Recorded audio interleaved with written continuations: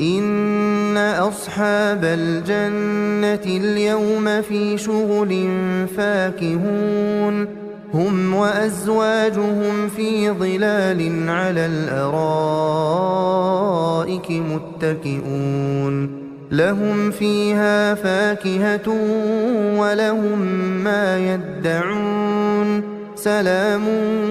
قولا من رب رحيم وامتازوا اليوم أيها المجرمون ألم أعهد إليكم يا بني آدم ألا تعبدوا الشيطان إنه لكم عدو مبين وأن اعبدوني هذا صراط مستقيم ولقد أضل منكم جبلا